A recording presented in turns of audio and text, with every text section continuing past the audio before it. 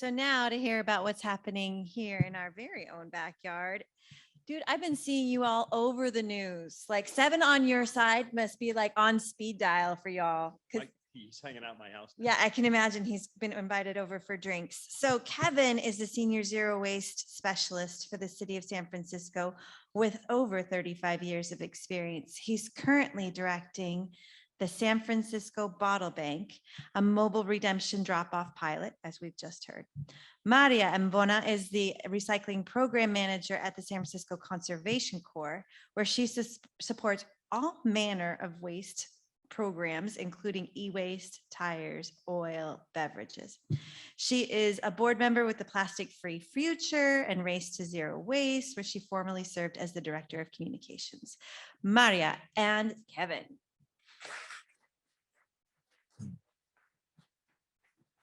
Thank you. Thank you, Rebecca, and thanks, Steve, for playing Jeff, and thanks, Jules, for explaining how the role really works. And I just want to say that the premise, the point he made about the premise is really interesting. For us in San Francisco, we've taken a snippet, and he's got a whole universe, 50 years worth of thinking about what they're doing.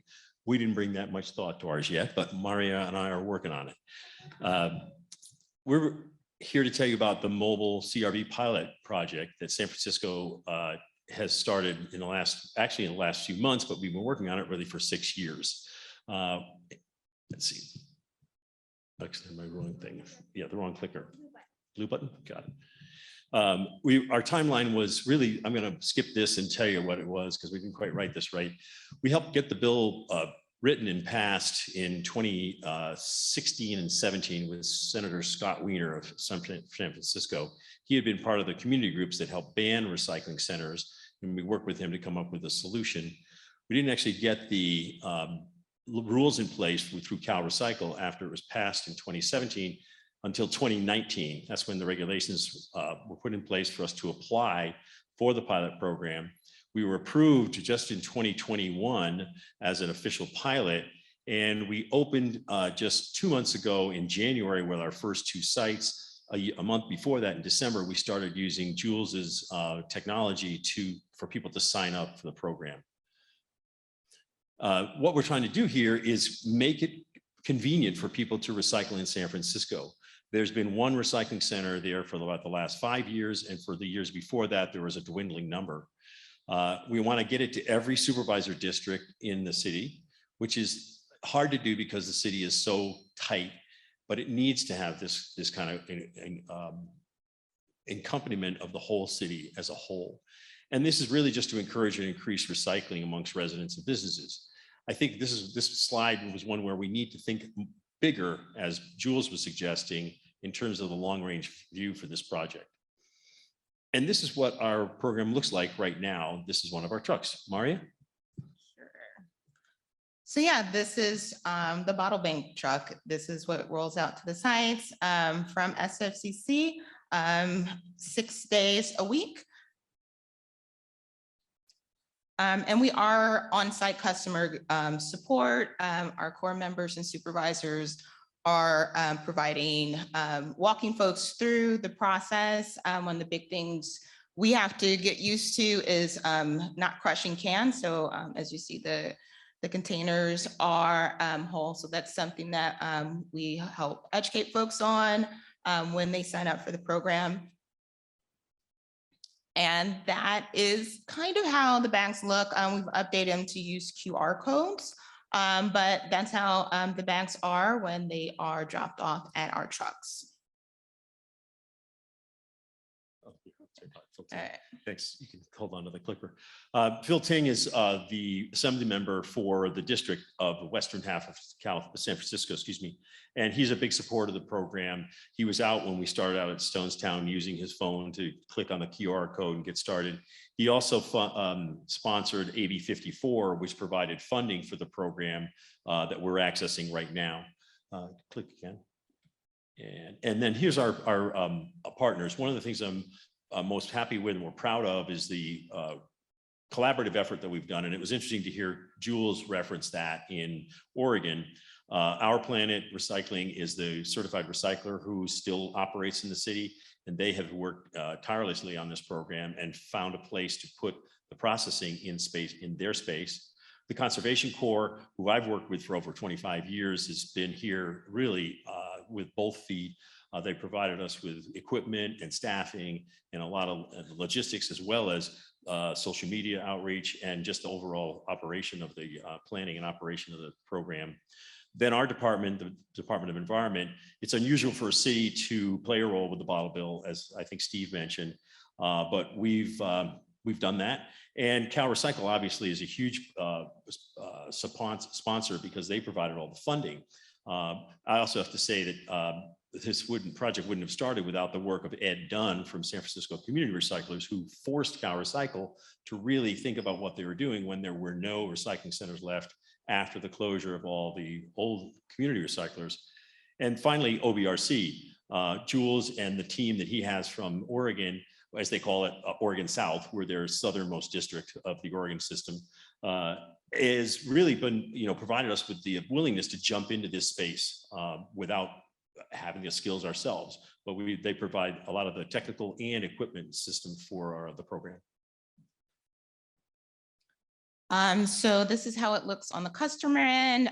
Someone scans the QR code or signs up through the website, creates an account. On the account, you can find your location of the sites. Your QR code is scanned. You're assigned a QR code when you sign up for the program. When you visit our trucks, we scan your QR code, scan your bag, and you get message alerts through the whole process. And 72 hours later, you get money in your account. So that can be transferred to Venmo, PayPal, or linked to a bank account. And we are part of the equity piece, part of what San Francisco Conservation Corps is helping to do, is distributing multilingual flyers, working one-on-one with folks, answering questions, and we're taking that feedback as we launch this pilot. And here's our AI. There's a video, it's not there, but it's a really cool video. Oh, it's there. Oh, it's playing. Oh, cool. Okay, watch the video. It's loud there. But as you see, they are all CRV. Interestingly, a lot of glass is coming in from folks. But again, your QR code is scanned here.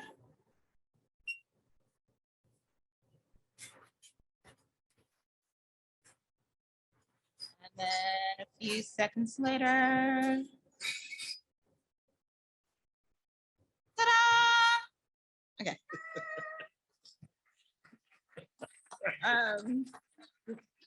And then you get money, like me. Thanks, Marria. That's great. This is a picture of our existing sites. There's 5 in the city here. These are the ones that we've leased or have a relationship with. What we're only using 2 of them right now. We're using Stonestown and one down near Van Essen Market because we felt that the Stonestown one was just so easy for people to know and so visible that it would be the most popular. Again, we've only been open for 2 months. And in the next at the end of this month, March 28th, and then in April, we're going to open 2 other ones south of Market. And then so we'll have 4 that are open. But we really feel like we have to get more sites up and running to give people more ability to find us, which is the trick, is how do they find us? In the lower part of this slide, the historic CRV convenience, that just references how many sites we used to have that were there for many years that people were used to using. So that was that infrastructure question or solution that Oregon has and that they've been building on. We've really having to start over again. You can see it went from 30 in 1990 down to 20, down to 4. And then in 2020, when COVID hit, OPR was the only one left open. And this is all part of a kind of the complex political problems that we've had in San Francisco in maintaining the infrastructure for CRV recycling. I think it's really important to note that how much of the CRV is done at recycling centers. And that's why we need to get it back again. This is another slide like the Marin project or the Marin County program. The old scavengers used to be able to come by and get your stuff. Why can't we do that again with our new young folks? Yeah, and we can. So this is what resource recovery looks like in 2022. And what does the future look like? We would like to make this more accessible. So those technologies that you saw in Oregon, bringing down the bag drop doors, offering it to nonprofits, it really would improve this pilot. Also, having living wages and erasing the label of unskilled labor. This SFCC, we're a job training corps and training program. So that's what we want these young people to be workers. And also housing, sanitation services, human rights, recognizing the rights of nature along with our knowledge of indigenous folk and our elders. But then using technology to connect and build community. So, thank you. Wow. Thank you.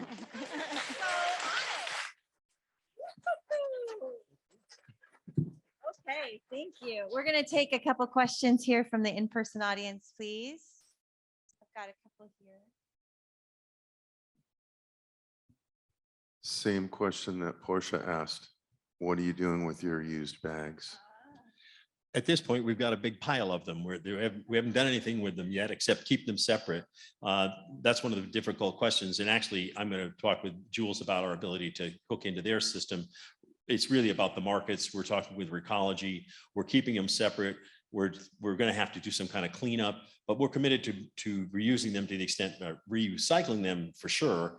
And I'm open to some kind of reusable system, whether it's a bag or a box. I think it's really a box rather than a bag that would be durable. Nobody's done it, but maybe we can do it. Question here.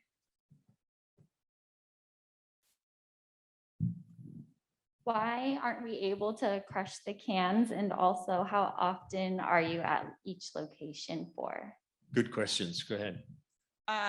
So you can't crush the cans because then the AI machine can't read it. So we need to be able to have that barcode that's recognizable to figure out the CRV that's assigned to the size. And then what was your second question? How often are you there? Hours. How often? So we do run Monday through Saturday. We have 13th Street is Monday through Monday through Friday, and then we're at Stonestown Wednesday through Saturday.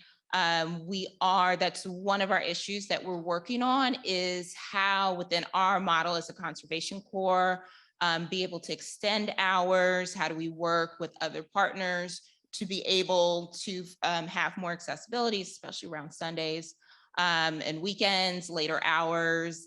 But we will be starting 2 more sites on Monday. So flipping between Vermont Street and 5th Street, and also incorporating pop-ups at the Stonestown Farmers Market once a month on Sundays. So again, we are humans at this. We are humans out there. Our folks are providing customer service.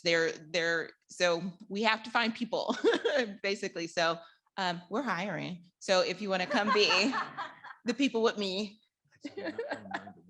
Oh, and 9 to 1 is all the hours. All right, we'll take a question from the online community, please. Yes, a question from Carlos Hernandez. Where do the bottles, cans you collect go after they've been dropped off to the mobile center? They go to the last recycler in San Francisco, Our Planet Recycling. And then they are bundled and we get weight totals. And then they Actually shipped to Yeah. they're shipped to Jeff Donlevy in the East There you Bay. They're sold to Jeff, who was to Steve Loutsey over here. Cool. Do we have any other questions from the online? Oh, we'll do Laura and then the online.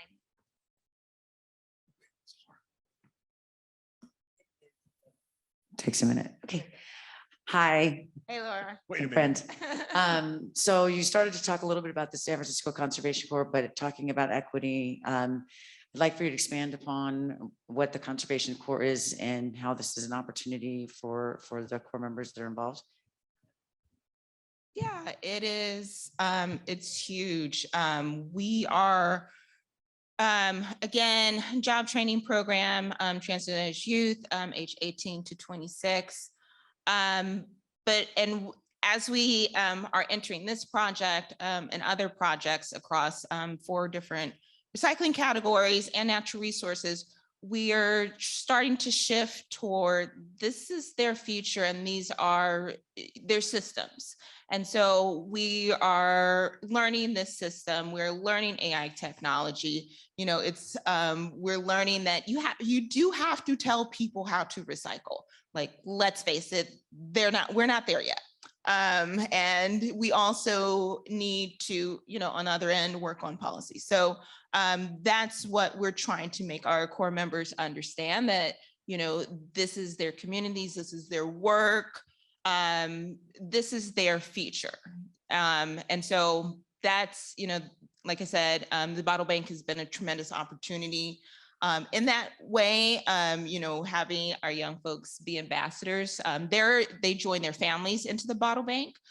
So they're bringing in their, you know, their bags. They're really, they've been the word of mouth. The main reason why this program has grown since it has in January is because they're out there and they're talking to, you know, their people. So, yeah, it's a really wonderful program. And, you know, we can't separate equity from any of this. We have to include that in our lens when we're talking about what goes where and who does what and who can do what, right? If you don't have a home, which some of our core members are facing, how do you address that? And so thinking about that, you know, how can this program be accessible for unhoused communities? They're putting in input and they're thinking about that, and, you know, we're presenting it. So they're a part of the process. And again, this program, SSCC, we're working with, that's our model has always been to work with. And actually, I just want to quickly, they're really integrated with the entire project. It's not just at the sites, it's back at this processing center. They understand the scanning. There's a lot of different components that were never there. I've worked with the Corps for 25 years. I worked with you, Laura, 15 years ago. Yeah, not 30 years ago, that couldn't be, no, a long time ago. And the, you know, there was mostly a service at site, at events. This is much more holistic in some respects and has different elements of it that I see the core members, I talk to them and they really like it. I mean, there's really, you know, the technology part of it, the telling their friends part of it, the online nature of it seems to be resonating in a better way than I have seen with other corps. And the leadership at the Corps has been really super engaged. And that's new too. Perfect. Thank you so much.